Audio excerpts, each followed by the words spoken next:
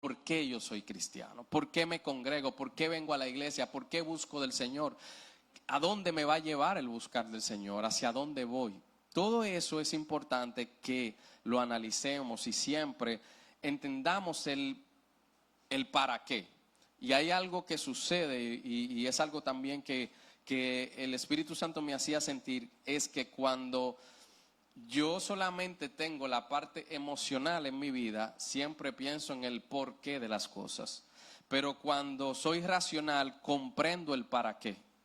Y analizo y busco el para qué de las cosas. Porque lo emocional siempre te hace o sentir culpa o sentir el grande. Lo emocional siempre te lleva al por, pero no el para. Y el para es cuando tú racionalizas. Las situaciones que vienen son para algo.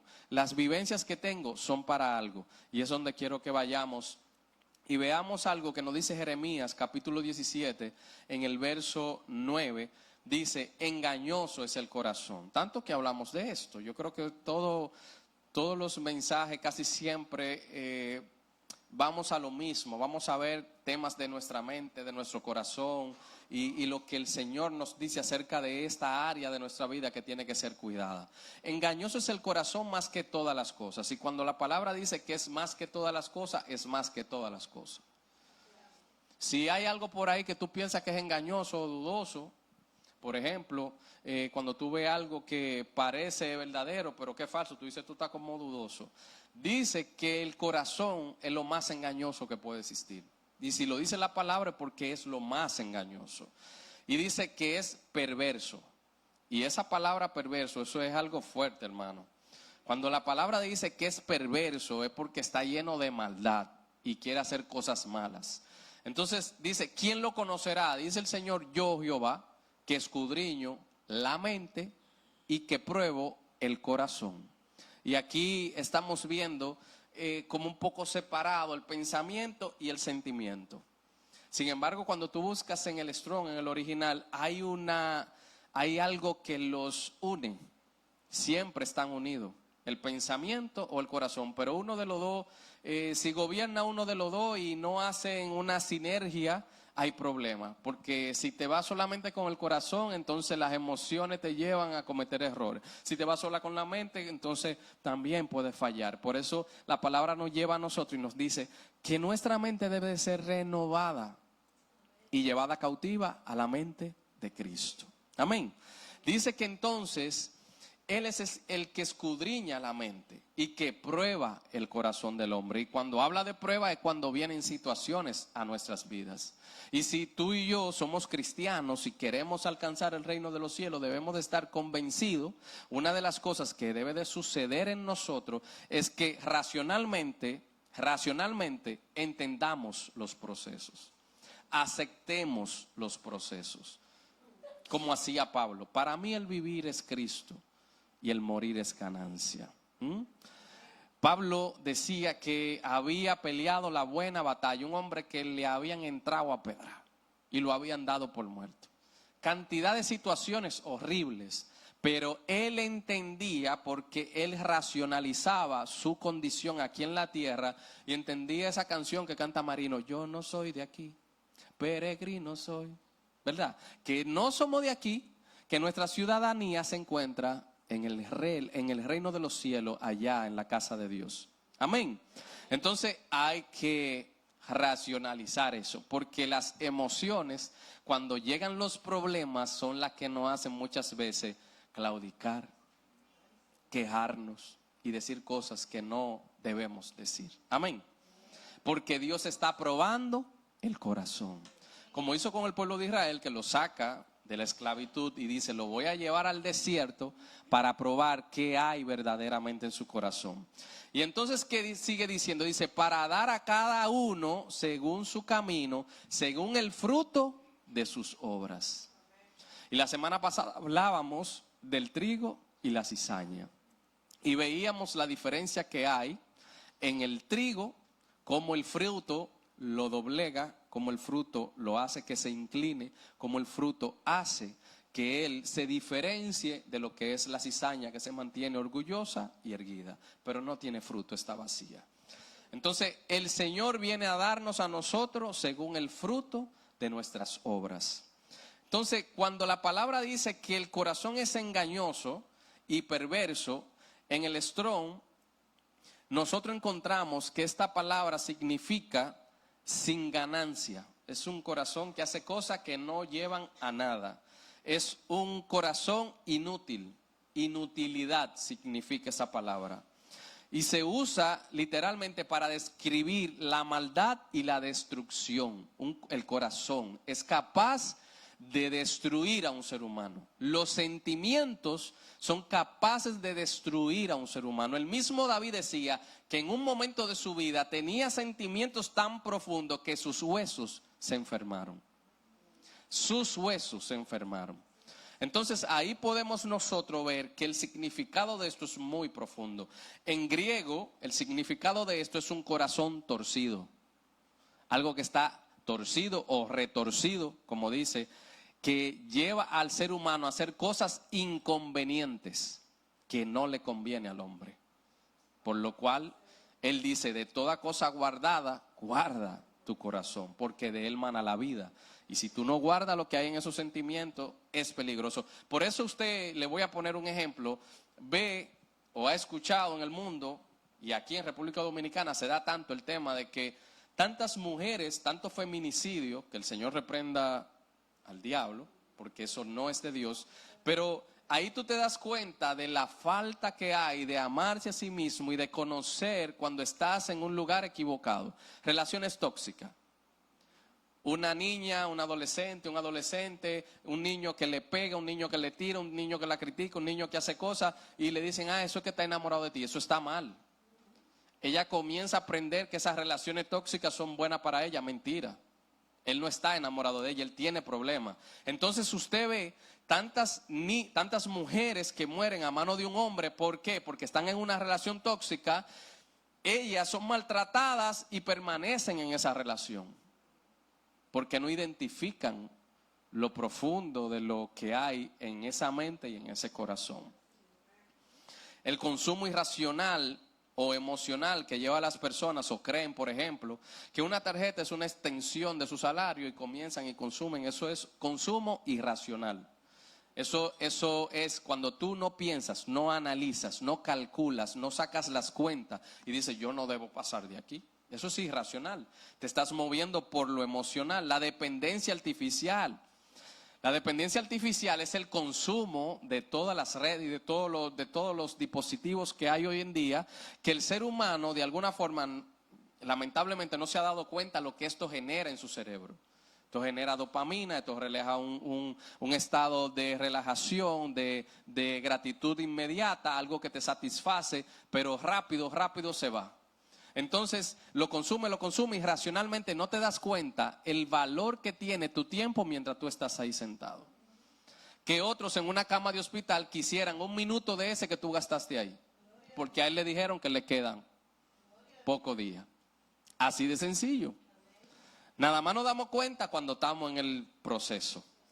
Entonces, no es consciente de eso. Yo quiero que usted vea ahí esa imagen, a donde se ve un cerebro humano, por ejemplo, y usted ve cómo el Señor hizo un diseño, porque fue Dios que diseñó esto.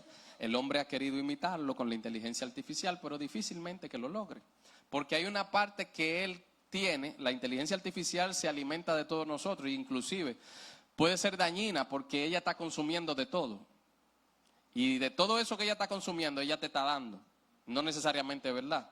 Entonces, esa inteligencia que el Señor nos dio a nosotros, el Señor puso una mente racional, es una misma mente, es un mismo cerebro, pero hay una parte de tu cerebro que funciona, hermano, en la forma racional, lo que permite que tú analices y busques las lógicas de las cosas, que tú seas analítico para tomar decisiones y para tomar control de tus impulsos.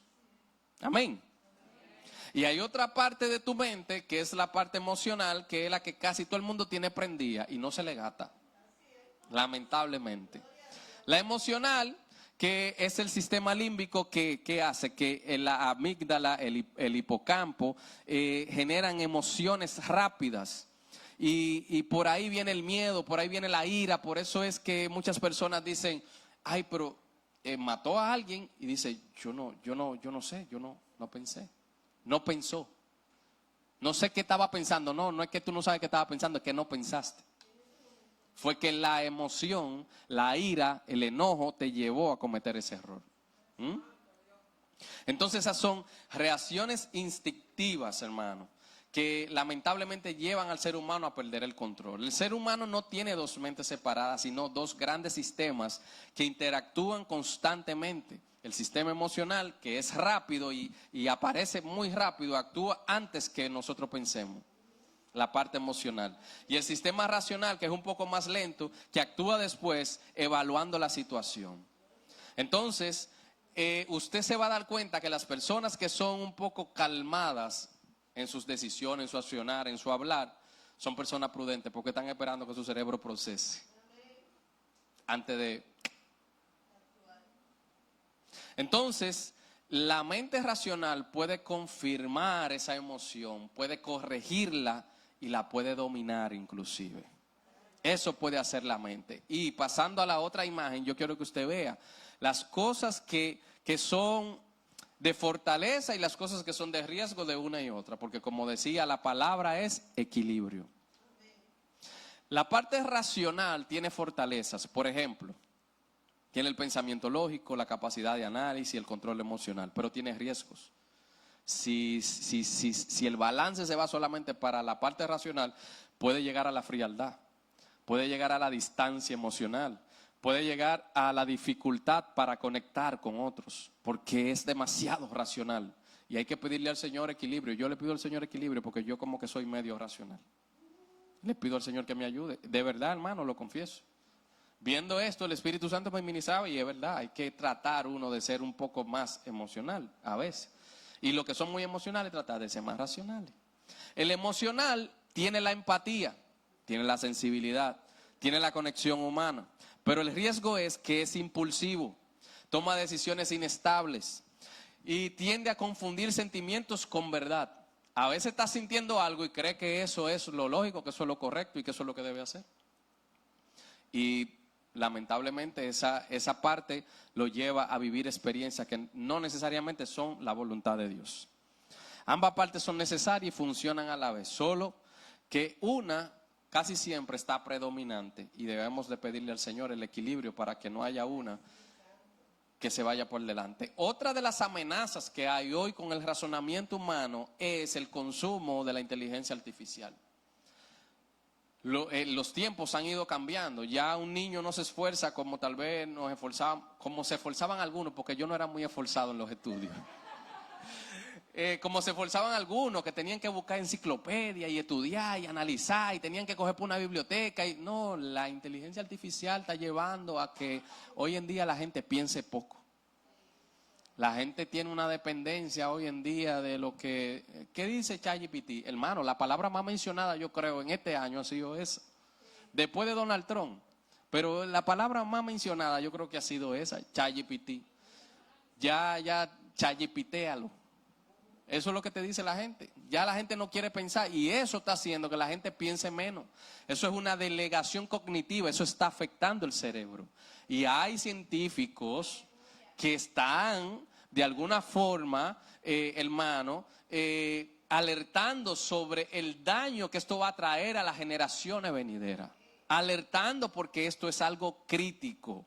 El pensamiento superficial y rapidez sin profundidad. No analizo si esto puede ser verdad o si esto es mentira, porque eso se alimenta de todo el mundo. Eso es un algoritmo que se está alimentando ahí, te va a dar lo que él tiene. La disminución de la creatividad y el juicio moral, eso lo va a afectar en el ser humano.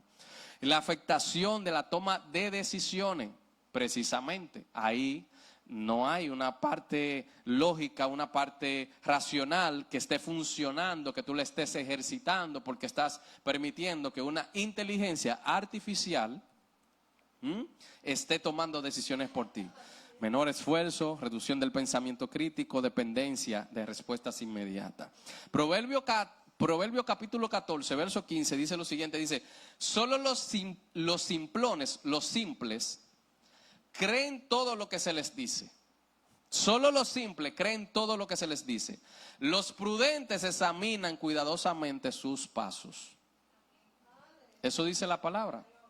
Entonces, no voy a satanizar la IA, pero hace un tiempito que traje un mensaje muy relacionado a la IA y lo que la palabra del Señor nos dice a nosotros en Apocalipsis. Y es que precisamente Cristo Jesús en Mateo 24, verso 23 dice lo siguiente, dice: entonces si alguien les dice, miren aquí, aquí está el Mesías, o allí está, no lo crean, tengan cuidado. Son los simples los que creen lo que sea, dice la palabra. El prudente analiza todo. Y dice, no lo crean, pues se levantarán falsos mesías y falsos profetas. Y realizarán grandes señales y milagros para engañar, de ser posible, aún a quienes, a los elegidos de Dios. O sea, que los elegidos de Dios, tú y yo, estamos en riesgo si no somos sabios. Estamos en riesgo si nuestra capacidad cognitiva no está funcionando, hermano.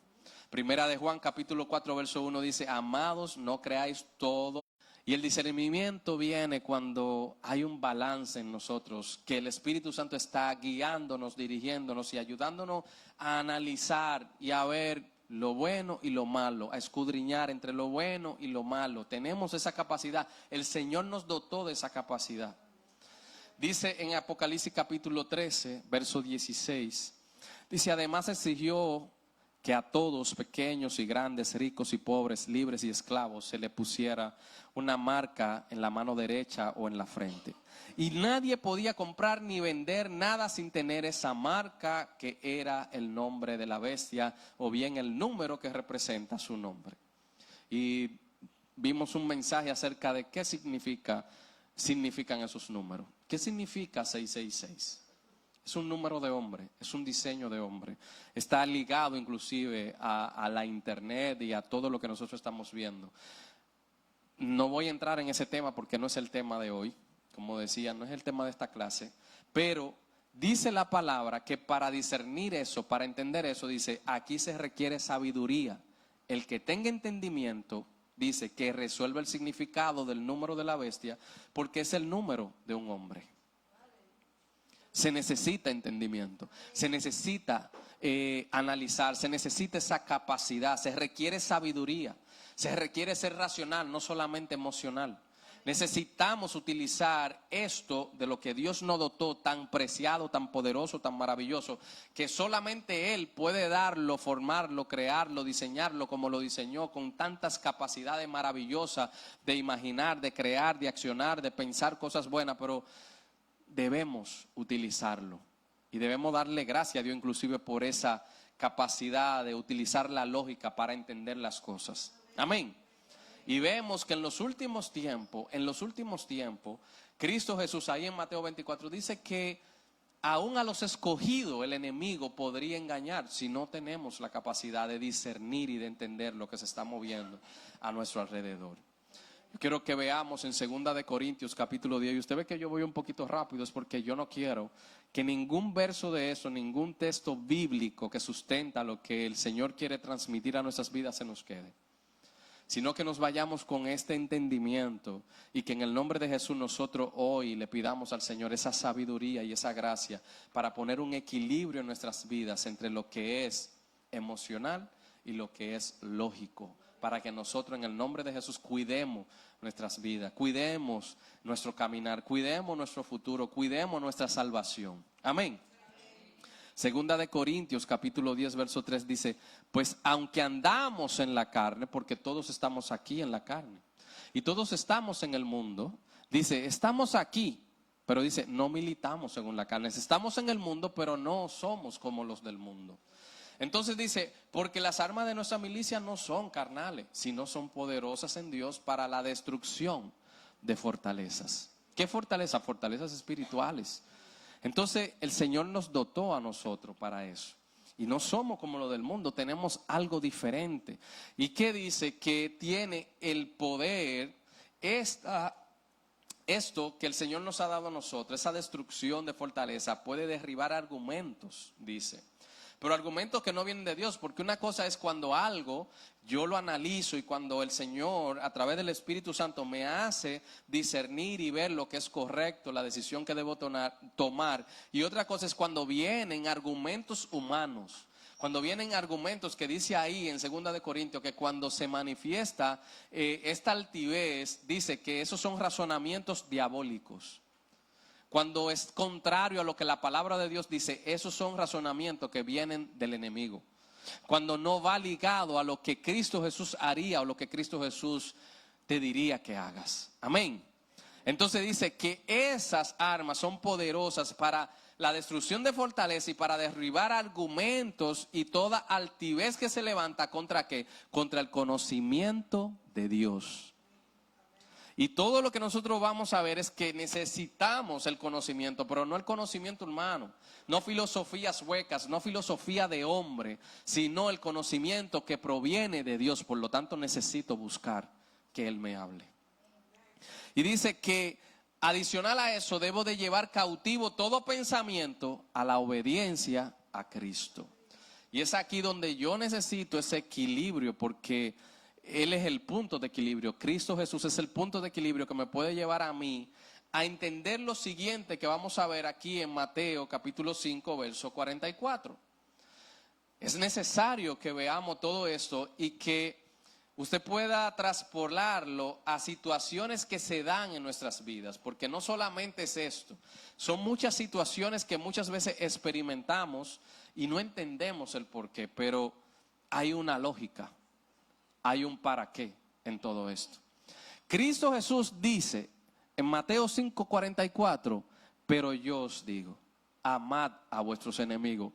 ¿Las emociones te dejarían amar a un enemigo? Jamás en la vida. Tus emociones no te dejarían amar a un enemigo, porque tus emociones, como decía Pablo decía, mira, lo que yo quiero hacer realmente, yo no lo hago. Pero hago lo que no quiero hacer. ¿Por qué? Porque Pablo decía, he descubierto y he entendido que este cuerpo tiene miembros que están diseñados o que fueron creados o procreados en pecado. Y hay algo en mí que siempre quiere hacer lo malo. Porque fuimos diseñados así. En Adán todo pecamos, en Adán todo morimos. La única forma en la que nosotros cambiamos todo eso es cuando Cristo se forma en nosotros. Y comenzamos a querer y a buscar el vivir como Cristo. Cuando Cristo nos dice a nosotros, amad a vuestros enemigos. Yo necesito obligatoriamente que la parte racional de mi cerebro comience a funcionar para yo entender y por qué o para qué Él me está diciendo que yo haga esto. Necesito que eso funcione en mí. Y necesito irme a ver qué es. Y lo que es realmente es que Él quiere que yo sea como Él. Que así como Él me perdonó a mí, que yo también perdone. Y que así como Él me amó a mí, aunque yo haya fallado cuando yo estaba en el mundo, que era contrario a Él, Él quiere que yo haga lo mismo. Así como Él me amó, que yo también ame. Amad a vuestros enemigos, dice. Wow, y eso es fuerte. Necesito la parte racional para entenderlo. Bendecid a los que os maldicen. Necesito la parte racional porque mis emociones me dirían lo contrario. Mi carne me diría lo contrario. Solamente si mi corazón ha sido transformado, cambiado al de Cristo Jesús, entonces yo voy a entender lo que es esto. Amén. Mientras hay un equilibrio en mi vida del Espíritu Santo, voy a entender por qué Él me llama a mí a bendecir al que me maldice, a hacer el bien a los que me aborrecen y a orar por los que me ultrajan y me persiguen. Necesito sentarme a analizar esto porque humanamente no cuadra. Humanamente no cuadra. Solamente es si el Espíritu Santo te hace saber lo que viene detrás de eso. ¿Por qué? Porque ahí mismo sigue diciendo en el verso 45, para que seáis hijos de vuestro Padre que está en los cielos. Ahí entonces viene la razón. Ahí viene el para qué. ¿Para qué? Para que seáis hijos de vuestro Padre que está en los cielos. Tengo que hacer eso. Si no, no soy hijo. Si comienzo, ¿y por qué? ¿Y por qué yo tengo que amarlo a Él? ¿Y por qué yo tengo que perdonarlo? Pero fue Él que me hizo. No, eso no es lo que me está diciendo el Señor. Porque el por qué, sentimiento. desequilibrio, me estoy yendo para un lado. Aquí el es que si tú quieres ser hijo del Señor, tienes que hacer eso.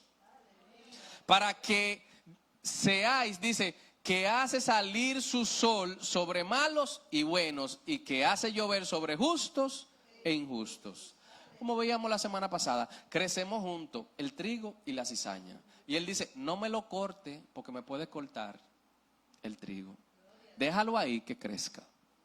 Así mismo sale el sol para justos e injustos. No nos toca a nosotros. Tenemos que estarnos tranquilos.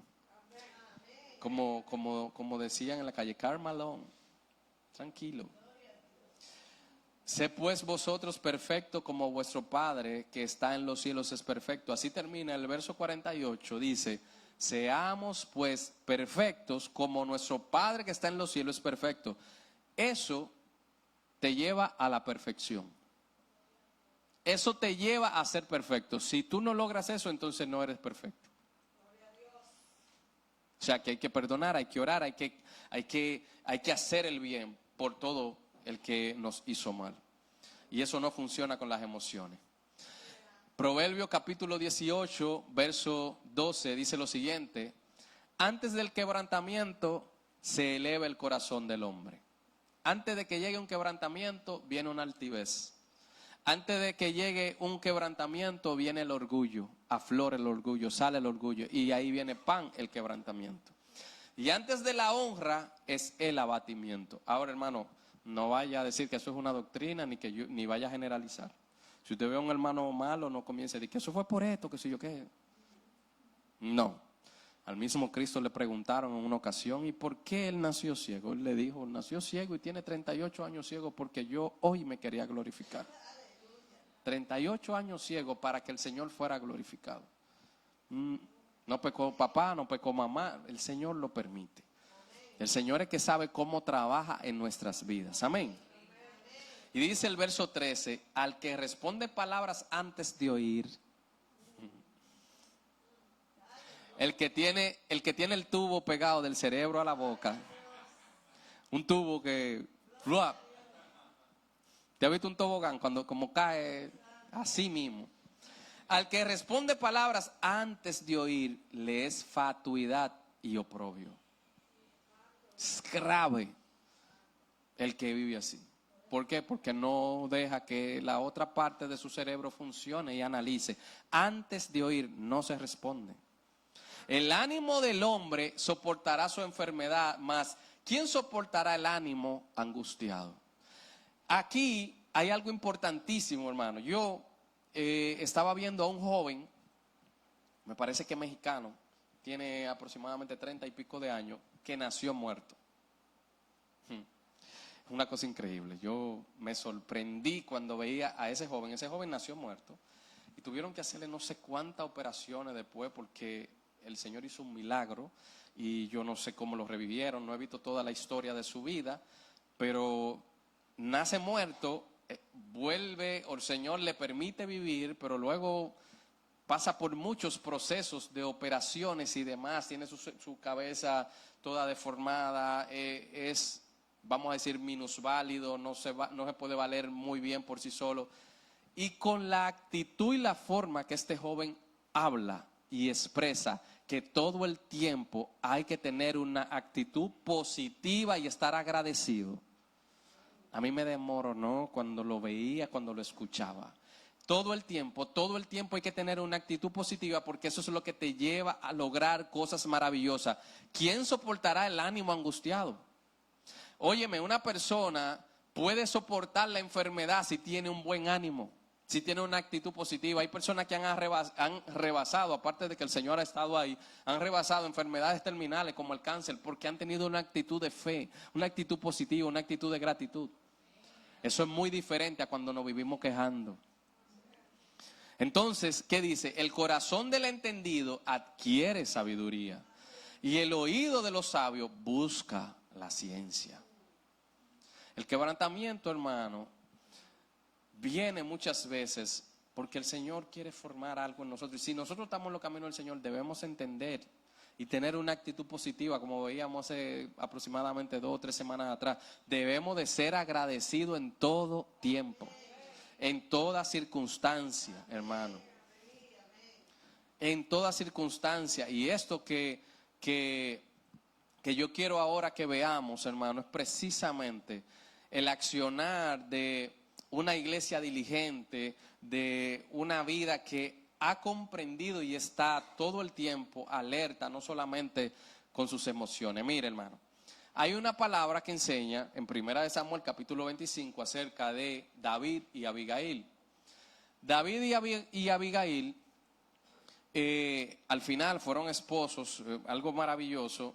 David se estaba refugiando en una zona, se había escapado de Saúl, que lo andaba persiguiendo, y él y sus hombres se fueron a un lugar a morar, y precisamente ellos ayudaban ahí en Camel a los obreros, vamos a decir, o a los siervos de un hombre llamado Nabal, que llegaban a ese lugar y ellos todo el tiempo lo cuidaban. Llegó un momento en el que David vio que tenían una necesidad y dice, wow, pero nosotros todo el tiempo hemos estado cuidando a la gente de Nabal, que vienen aquí, nosotros lo cuidamos, de que si viene alguien nosotros lo protegemos, porque era un grupito grande. David tenía, ya usted sabe, un grupito, y le dice, vayan a donde él y díganle que nos dé algo de comer. El punto es, hermano, que según lo que la palabra enseña, el hombre Nabal no era buena cosa. Y tuvo una respuesta muy fea. Y yo quiero que veamos aquí en el verso 2 donde dice, en Maón había un hombre que tenía su hacienda en Camel, el cual era muy rico y tenía 3,000 ovejas y 1,000 cabras. Y aconteció que estaba esquilando sus ovejas en Carmel. Y dice, y aquel varón se llamaba Nabal. Y su mujer, Abigail, era aquella mujer de buen entendimiento, dice la palabra. Oye, cómo lo resalta la Biblia. Dice que era una mujer de buen entendimiento, o sea, que su tutú funcionaba. No lo tenía en el plástico guardado, lo ponía a funcionar. Dice, era de buen entendimiento y de hermosa apariencia. Otra cosa que yo he escuchado en el mundo es de que esa mujer es bonita cuando viene a ver bruta. Esas son cosas que dicen en el mundo, que dicen que no se puede tener las dos cosas, pero eso es mentira del diablo. Eso es mentira del diablo, eso lo dice el mundo. Toda mujer, todo hombre fue diseñado por Dios, nos creó, nos dotó de sabiduría, de gracia, de inteligencia, de belleza, de cosas maravillosas para que nosotros nos deleitemos en su creación. Entonces esta mujer era de buen entendimiento y de hermosa apariencia, hermano. ¿Qué dice? Pero el hombre era duro y de malas obras y era del linaje de Caleb. ¿Por qué la palabra dice que él era del linaje de Caleb? Porque precisamente este linaje de Caleb venía del linaje, hermano, de Judá. Caleb entró al linaje de Judá por misericordia del Señor, porque ni siquiera era descendiente de judío. Caleb entra en el linaje de Judá y David también era del linaje de Judá. Entonces, literalmente o entre comillas vamos a decir, ellos eran familia, lejana, pero eran familia. Ambos venían del linaje de Judá. Y entonces, ¿qué nosotros vemos? Que de alguna forma, más adelante en el verso 10, dice lo siguiente. Dice en el verso 10, ¿quién es este tipo, David? Cuando llegaron los hombres de David a decirle a los siervos que les diera, que les ayudara, la respuesta, cuando los siervos de Nabal fueron a donde él a decirle lo que David había pedido, él dice, ¿quién es este tipo, David? Le dijo Nabal con desdén, ¿quién se cree que es este hijo de Isaí? O sea, él sabía de quién era hijo. Él sabía de quién era hijo. Y dice, en estos días hay muchos siervos que se escapan de sus amos. O sea, él lo veía como un esclavo. Lo veía como alguien inservible. O sea, lo miró desde su orgullo, con prepotencia por todo lo que él tenía. Y no miró lo que él había hecho por él. Y no miró que inclusive eran familia lejana. Y no sabía él por lo que estaba pasando David. Al final tomó una actitud, como dice, Nabal era un hombre malo. Dice, debo tomar mi pan, mi agua y la carne que destacé para mis esquiladores y dárselas a un grupo de bandidos que viene de quién sabe dónde. Oye la expresión de Nabal. Pero más adelante, maravillosamente, los siervos de este hombre de Nabal le informan a su esposa Abigail y le dicen lo que está aconteciendo. Porque los siervos de David volvieron con el mensaje y David lo que dijo fue: vamos a matarlo a todo. Ahí estaba funcionando la parte emocional del cerebro de David y dijo: lo vamos a matar a todo y no va a quedar uno vivo. Y iban todos para allá a matarlo. Pero esta mujer, como dice ahí la palabra, dice que era una mujer sabia, una mujer entendida. Tomó una decisión y preparó de todo para salir al encuentro con David y rogar por su vida y la de los inocentes. Y cuando Abigail vio a David en el camino que se encontraron, dice, se bajó prontamente del asno y postrándose sobre su rostro delante de David se inclinó a tierra y se echó a sus pies y dijo: Señor mío, sobre mí sea el pecado, mas te ruego que permitas que tu sierva hable a tus oídos. Una mujer sabia. ¿Y qué dice? Y escucha las palabras de tu sierva. No haga caso ahora, mi señor, de ese hombre perverso que veíamos al principio, que es el corazón perverso. Perverso de Nabal, porque conforme a su nombre, así es, su nombre significa perverso. Nabal, un hombre perverso. Eso significa. Y dice, porque conforme a su nombre, así es, él se llama Nabal y la insensatez está con él.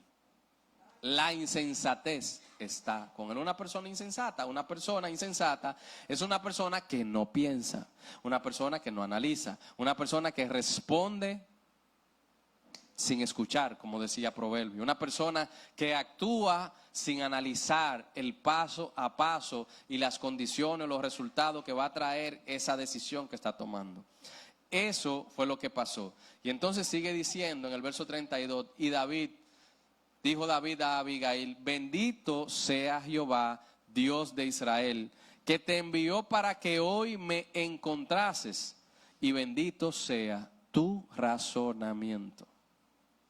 Lo que necesitamos nosotros, razonar, el razonamiento, utilizarlo. Bendito sea tu razonamiento y bendita tú que me has estorbado hoy de ir a derramar sangre y a vengarme por mi propia mano. Aquí nosotros estamos viendo, vamos a decir, dos cerebros o dos mentes, dos corazones, dos vidas actuando en una forma totalmente diferente. Una actuando conforme a las emociones y otra actuando conforme, hermano, al raciocinio, al razonamiento. Calculando, analizando qué debo hacer en este momento. Ella fue una mujer astuta, una mujer sabia. Ella dijo: preparen comida, preparen tantas canastas. Ella no llegó con la mano vacía. Y ella mandó el alimento adelante. Preparen vino, preparen esto, preparen lo otro. Y fue, de alguna forma, a trabajar en la mente de Nabal para que Nabal no se moviera ni se enterara de lo que ella estaba haciendo. Fue una mujer muy astuta. Pero la palabra enseña que este hombre Nabal murió instantáneamente. El Señor se encargó. Porque cuando tú y yo cedemos a esas emociones que nos quieren llevar a nosotros a actuar en una forma irracional como animales y a tomar decisiones y a querer inclusive vengarnos por nosotros mismos, el Señor se encarga. Aunque hayan poco amenes. Debemos de dejarle al Señor que Él haga lo que Él tiene que hacer. Debemos de confiar en el Señor. Debemos de procurar siempre con nuestras vidas el dejarle a nuestro Dios que Él haga lo que Él quiere hacer. En primera de Pedro capítulo 1, en el verso 13, dice la palabra: así que preparen su mente para actuar. Preparen su mente para actuar, dice la palabra. O sea, yo debo de preparar mi mente. Yo debo de analizar, yo debo de tomar mi mente y llevarla cautiva a los pensamientos de Cristo Jesús. Yo debo de prepararla para que ella no funcione o no camine como el mundo camina. Para que ella sepa rechazar los consejos que no vienen de Dios. Debo de preparar mi mente para saber qué cosas me convienen a mí y le convienen a mi familia, a mi casa, a mi iglesia? ¿Qué cosas convienen para mi salvación? Debo preparar mi mente porque el mundo me está diciendo cosas contrarias. El mundo me está enseñando cosas horribles. El mundo está de alguna forma discipulando generaciones para que no tengan sentimientos y para que hagan cosas horribles, hermanos. Cosas horribles. Relaciones, matrimonios extraños, cosas horribles que están sucediendo en el mundo. Pero si nosotros preparamos nuestra mente y ejercitamos el control propio, hermanos, el Espíritu Santo nos va a guiar. Por lo tanto, vivan como hijos obedientes de Dios. Otra vez, vuelve y nos dice. Vivan como hijos obedientes de Dios. Para ser hijos necesitamos obedecerle. Para obedecerle tenemos que hacer lo que Él nos decía, de orar por quienes nos maldicen, bendecir a quienes nos maldicen, hacer el bien a quien nos hace el mal. Para ser hijos. Y entonces como dice aquí, por lo tanto, vivan como hijos obedientes de Dios. No vuelvan atrás a su vieja manera de vivir con el fin de satisfacer ¿qué? Sus propios deseos. Porque cuando yo vivo en la parte solamente emocional, entonces comienzo a satisfacer mi deseo. Y eso es una filosofía diabólica del satisfacer, el hedonismo. Te dice, vive la vida. Estamos en Navidad. ¿Y qué tú vas a esperar? Hay que esperar un año otra vez para tú volver a estar en una chelcha. O a darte, a doblar el codo, o a gastar todo lo que te llegó. Hay gente que en octubre comienza a gastar el doble sueldo. Las emociones que llevan al hombre a cometer tantos errores. Dice que no sigamos satisfaciendo nuestros deseos. Por lo tanto, tenemos que preparar nuestra mente.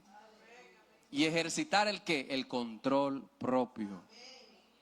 Tener dominio propio. Y tú te comienzas a dar cuenta de si hay dominio propio cuando tú logras sujetar la lengua. Porque Santiago lo dice, el que puede sujetar su lengua, puede sujetar lo que sea en su cuerpo. Si tú no logras sujetar esa sin hueso, hay problema. Preparar la mente y tener el control propio nos habla de sujetar las emociones a lo racional y a lo que conviene. La satisfacción de mis propios deseos difícilmente va a traer buenos resultados. Difícilmente, a menos que yo esté totalmente alineado a los mismos deseos del Padre. A menos que yo esté convencido de que estoy viviendo conforme a lo que la palabra de Dios me dice. Dice Santiago capítulo 1 verso 8, el hombre de doble ánimo. El doble ánimo. Es inconstante en todos sus caminos. Doble ánimo porque ahí los sentimientos están a flor de piel. Doble ánimo porque en un momento razono y digo esto es lo que me conviene, pero las emociones me lideran. Tengo un doble ánimo. Tengo el ánimo de hacer lo correcto, pero tengo el ánimo de hacer lo que a mi carne le gusta. Y esto realmente es algo que podemos llamar como polaridad. Dos polos opuestos, Polo Norte y el Antártida. Dos cosas que están totalmente separadas. La razón y la emoción. Y si tú no logras buscar una integración sabia entre lo racional y lo emocional, el desequilibrio te lleva a cometer errores. Una condición en la que el alma está dividida. Cuando el hombre es de doble ánimo. Tu alma está dividida. ¿Por qué? Porque dice, sí, yo tengo fe y yo sé que el Señor me va a prosperar y yo sé que el Señor va a hacer un milagro. Pero está haciendo como Abraham. El Señor le dijo, yo te voy a dar un hijo. Y el hijo viene de Sara. Pero viene el hombre o la mujer, mejor dicho, desesperada. Mira a mi sierva Agar y él ni tonto ni perezoso. Uy, aquí hay 40 años menos, espérate. Ni tonto ni perezoso. Pero eso, hermano, es doble ánimo, porque sí, tengo fe y yo confío que el Señor va a hacer un milagro y que el Señor me va a prosperar y que el Señor me va a sanar y que el Señor va a abrir puertas y que el Señor va a hacer cosas en mi familia, pero entonces estoy tomando decisiones y queriendo tener el control de todo. Y confío en el Señor y el Señor me va a suplir para esto, para lo otro, pero cuando me acuesto a dormir, no duermo. No hay descanso. Un alma dividida. Como dice Cristo, por nada estéis afanoso. Y el afán es un alma totalmente dividida. Un alma que no se acentúa, un alma que no descansa, un alma que no reposa. Un alma que no tiene paz. Y esa polaridad, hermano, lo único que hace es que provoca división, rigidez, emociones, sentimientos dominantes. Pero cuando hay integración, hay unidad, hay reflexión en mi accionar, en mi caminar, en lo que voy a hacer. Y eso hace que la razón regule las emociones. Hace que la razón regule esos sentimientos y lo sujete a lo correcto, a lo debido, a lo que debo hacer en Cristo Jesús. Amén. El hombre de doble ánimo, inconstante en todos sus caminos. Por lo que necesitamos no ser de doble ánimo. Necesitamos tener un solo ánimo, un ánimo de fe, un ánimo de confianza, un ánimo de seguridad, un ánimo en el que venga la razón y venga la emoción, pero sean sujetadas por el Espíritu Santo. Seamos guiados por el Espíritu Santo, seamos dirigidos en todo tiempo por el Espíritu Santo. Dice la palabra en Efesios 5:18, no se emborrachen con vino, no se embriaguen con vino, en lo cual hay disolución, porque eso les arruinará la vida. ¿Qué hace el vino? ¿Qué hace el vino? Cuando una persona se embriaga, el alcohol afecta el cerebro y el sistema nervioso central. Estoy hablando del alcohol, pero hay otras sustancias que provocan esto y cosas peores. Entonces hay un mundo, un universo hoy en día de personas dependientes de que su mente no esté consciente, de que su mente esté desconectada porque no quieren vivir la realidad, no quieren afrontar la realidad, porque hay una parte dominando, sentimientos dominando por frustraciones, dolor y situaciones que no ha sabido canalizar a través de Cristo Jesús. Todo ser humano fue diseñado para que Cristo Jesús alinee su vida. Todo ser humano hoy en día necesita a Cristo Jesús en todas las áreas de su vida. No somos nada sin Cristo. Fuera de mí, apartado de mí, nada podéis hacer, dice la palabra. Necesitamos a Cristo. Para mí es solo Cristo, como cantábamos ahorita. Por la eternidad mi alma se va a deleitar cuando lo vea y solo va a importar eso. Por eso desde hoy tiene que importarme solo Cristo. Porque fuera de Él no puedo hacer nada. Él dice, apartado de mí nada podéis hacer, pero todo lo puedo en Cristo que me fortalece. Porque nos da la sabiduría, nos ayuda a discernir, a entender qué debo hacer en esta ocasión. Cuando lo buscamos, cuando no es que las emociones están ahí a flor de piel. Y caemos en la fatuidad, como veíamos. Cuando una persona se embriaga, el alcohol afecta el cerebro y el sistema nervioso central, alterando neurotransmisores y provocando falta de coordinación, de juicio. Su juicio está nublado. Problemas de memoria, lagunas mentales. Habla arrastradamente, desequilibradamente. Y tiene cambios de humores. ¿Debido a qué? A que el alcohol potencia neurotransmisores inhibitorios como el GABA y reduce los excitatorios, llevando a una desaceleración general del sistema. Tu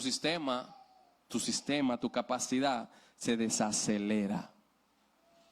Caes en un estado en el que se desinhiben emociones y comienzas a decir y hacer cosas que no son correctas, porque no estás pensando.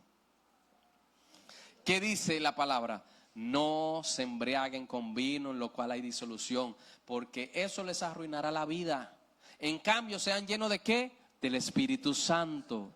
Debemos de ser llenos ¿de quién? Del Espíritu Santo. Debemos de procurar ¿qué? Que el Espíritu Santo nos llene, para que Él nos guíe a toda verdad y a toda justicia. Dice Hebreos 4, verso 12, porque la palabra de Dios es viva y eficaz y más cortante que toda espada de dos filos. Penetra hasta partir el alma y el espíritu, las coyunturas y los tuétanos, y discierne los pensamientos y las intenciones del corazón. Necesito el Espíritu Santo. Necesito la palabra de Dios, que me van a dar el equilibrio, que me van a ayudar, que van a discernir mi pensamiento, que me van a transparentar y me van a revelar si yo estoy haciendo lo bueno o lo malo, si yo estoy haciendo lo que a Dios le agrada, lo que realmente debo hacer, o lo que mi carne, mis deseos me están llevando a hacer. Y con esto termino y se puede poner de pie. En Romanos capítulo 12, verso 1 y 2, sella esta palabra y esta enseñanza que el Señor hoy nos trae. Dice así que, hermanos, yo les ruego por las misericordias de Dios. O sea, Pablo está rogándole a los hermanos, rogando que por la misericordia de Dios que presentéis vuestros cuerpos en sacrificio vivo. Tu cuerpo, presentarlo como un sacrificio delante de Dios, pero vivo. ¿Sacrificar qué? Sacrifica emociones, sacrifica sentimientos, sacrifica tus deseos, sacrifica el que si tú estás cansado y te quieres quedar acostado, no, yo necesito ir a la casa del Señor. Sacrifica el hablar y prefiere callar en momentos en los que tú sabes que va a ser de mayor bendición. Ahora puedo hablar, ahora puedo tratar esta situación. Sacrificar, dice, presentar nuestro cuerpo en sacrificio vivo, santo, y santo es apartado del mal. Para presentarle al Señor mi cuerpo debo de estar santo, porque la palabra me enseña que mis ojos son lámparas y contamina mi cuerpo. Y no debo de ignorar que lo que yo veo y lo que yo escucho puede contaminar mi cuerpo. Entonces debo de racionalizar esta parte. Debo de pensar qué va a suceder en el momento en el que yo comience a consumir eso. ¿Qué va a pasar con mi cuerpo? Él me está diciendo a mí, Él está rogando que por esa misericordia del Señor yo presente mi cuerpo vivo, que no tengo que hacer un sacrificio, ni matar una oveja, ni matar a nadie, ni matarme yo. No, un sacrificio vivo, pero que llegue santo. Que llegue santo para que sea agradable a Dios. La semana pasada hablábamos de las cosas que desagradan a Dios. 6 cosas aborrece Jehová, y aún 7 abomina su alma. Cosas que el Señor aborrece, nauseabunda para Él. Ahora hay cosas que a Dios le agradan, y es que tú guardes tu vida, que tú guardes tu cuerpo, que tú te guardes para Él. Que es que vuestro culto racional, conforméis a este siglo, sino transformados por medio de la renovación de ¿qué? De nuestro entendimiento. No nos debemos conformar a lo que vemos en este siglo, a lo que vemos en este tiempo, que estamos viendo muchas cosas feas y difíciles, sino debemos de ser transformados por medio de esa renovación del entendimiento, para que entonces nosotros podamos comprobar y conocer cuál es la buena voluntad de nuestro Dios, que es agradable y que es perfecta, no como la nuestra. Hay un culto racional. El culto debe de ser racional. ¿Por qué nos congregamos? ¿Para qué nos congregamos? ¿Por qué cantamos? ¿Para qué cantamos? Todo tiene un sentido. Todo tiene un sentido. No es por llenar un espacio, no es por llenar una silla. Esos viajes de Santiago a la capital los domingos tienen un sentido. ¿Verdad que sí, Carlos? Alcanzar la salvación.